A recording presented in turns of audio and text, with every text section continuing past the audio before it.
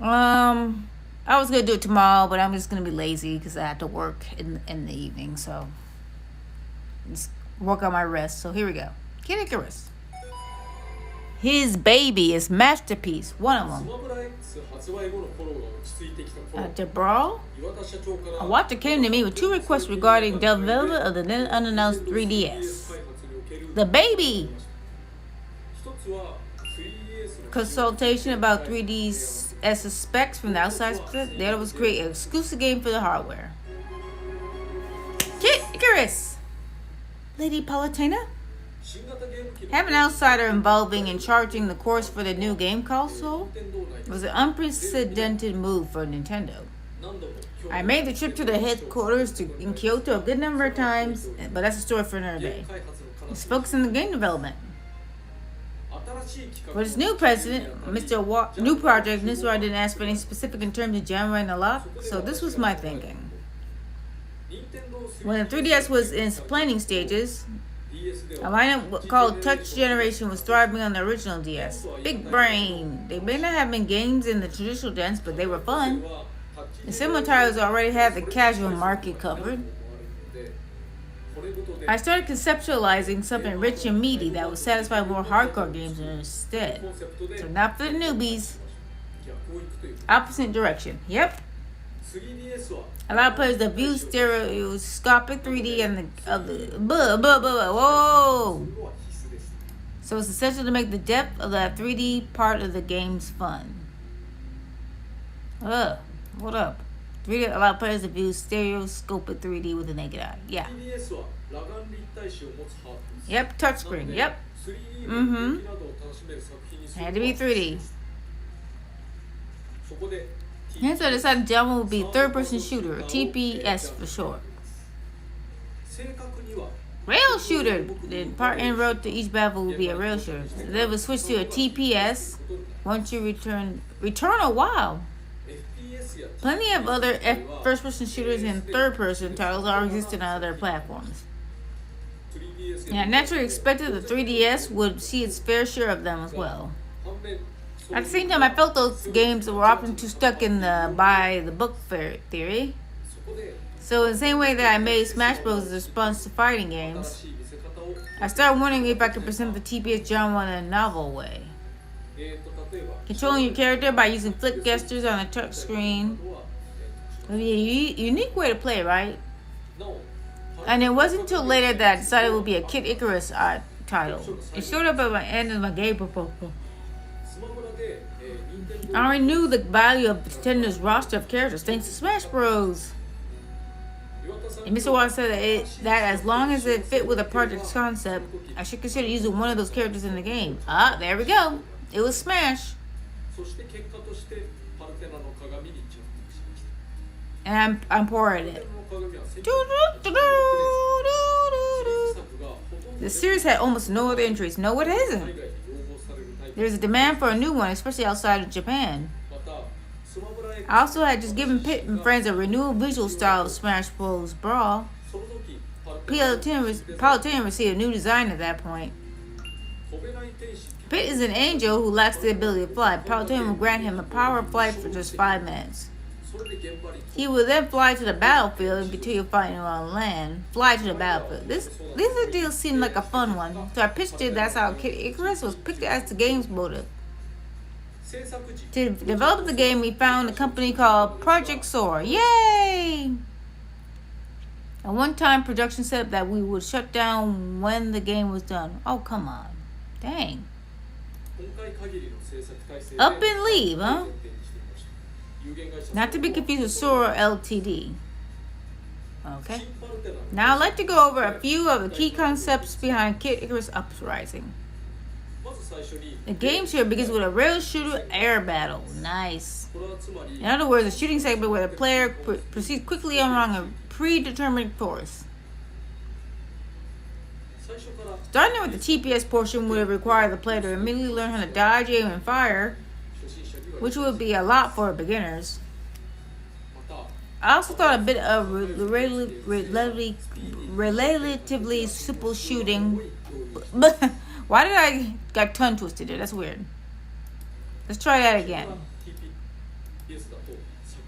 Let's try that again. Seriously. Man, it's only 4 minutes. Relatively, yeah. Simple shooting combined with quick changes of scenery. Wow, would be a necessary element. With air battles, we know exactly how long that will last. Time music, it could do our best to time the music to the precise beats and moves of each scene.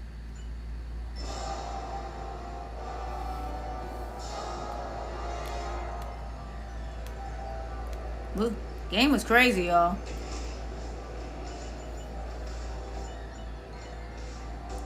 Game was crazy. Wow. Yeah. Then we have the land battle. If you're aiming at targets off in the distance, you sometimes end up focusing on a very small area of the screen. The portable nature of the 3DS meant it wasn't well suited for that playstyle. It might make enemies many times larger than normal. You may not notice unless you stand right next to them. But even the standard enemies are 4 or 5 times pit size. Wow. Flicking the circle pad during a land battle, you can perform dashes and dodges.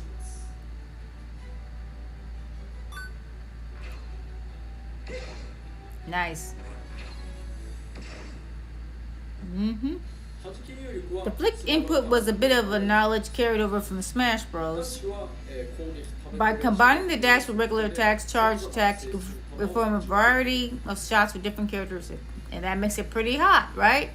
Forward dash, charge attack, rapid fire attack. Dodge lets you dart out of the way just before an enemy lands attack, offering a bit of risk and reward. Nice.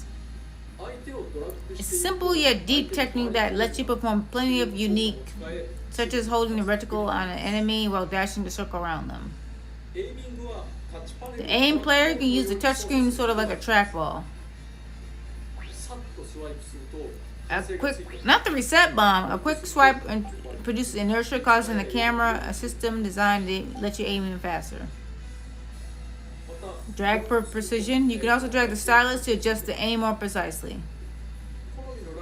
It's up to you to find your preferred sensitivity setting. Prick can either shoot or perform melee attacks. The player only has to press the attack button. And the game decides which to use based on weapon or enemy distance. Toe. It's a rather unique control scheme that takes some getting used to. But for this kind of game, I'd say it's a great way to feel in control of the action.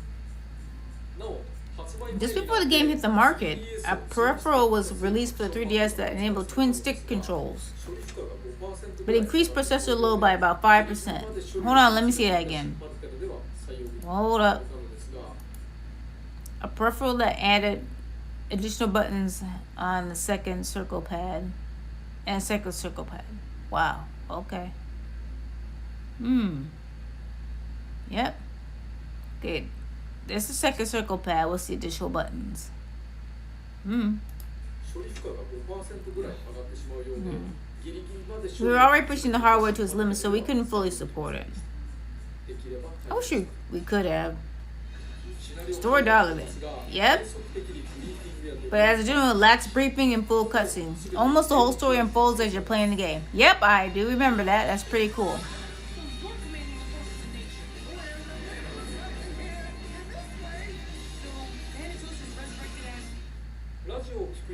An experience tour is a bit like listening to a radio program, but there's also the option to turn it off for those who don't want that. Overall, the story is comical and keeps things light and fun. Yeah, it's honestly awesome. It's so funny. The original game didn't take itself all too seriously either. No, it didn't. So I simply stayed the course. Don't even put Lady Palutena in the same sentence as the goddess of brutality. It's goddess of nature. You'd think the Lord of the... The original game had been more serious. I would have done the same. But I think that's better left to other titles. I made sure the game had big moments that really left an impression. I had originally hoped to outsource the scenario, but actually ended up writing it all myself.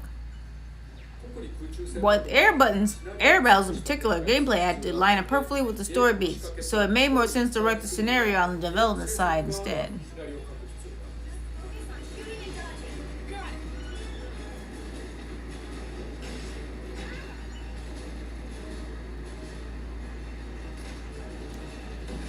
Big.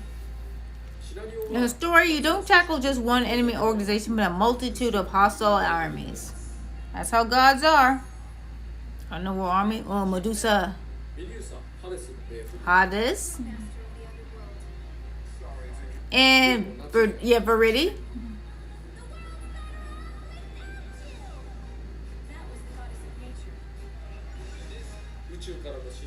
Invaders from outer space called the Arm. What? The Chaos Kid and the other forces of chaos? Oh lord. Since each arm has different quirks and depictions, there's a fair bit of variety here. I did this to give the scenario a more exciting twist, and to make more room for origin stories for the game's weapons. Lots of weapons. There are lots of weapons. 108 types across 9 categories. 108! That's the magic number. Not just with stronger, weaker melee or range attacks, but big impacts on aspects such as speed too. Drill 'em! We also varied strength levels, making them a type of in-game collectible. We didn't release a stream of updates, so I'm glad it was balanced such that everyone wasn't always reaching for the same weapon in multiplayer. So there may be some best suited for single player. Powers. The game also features a powers mechanic which grants buffs. By slotting in panels as tightly as possible, you can maximize the benefit. And then there's a difficulty system known as Fiend's Cauldron. I've gone over this in a previous video. Yes, you did. Light versus Dark. Online multiplayer includes a special team battle mode called Light versus Dark. Players choose any weapon in the position to take into battle. The higher the weapon's value, the more their team's life gauge drains when its wielder is defeated. When team's life gauge runs out, the last player to be defeated becomes an angel. Angels are extremely tough, but if you beat the other team's angel, you win. They're a bit like boomy bases. So the back and forth between defending yours and attacking theirs can get quite intense. Oh, and this is where Daybreak first made its appearance. Smash Bros now. One blast and you're hooked. Separated to the game itself, we also get AR cards.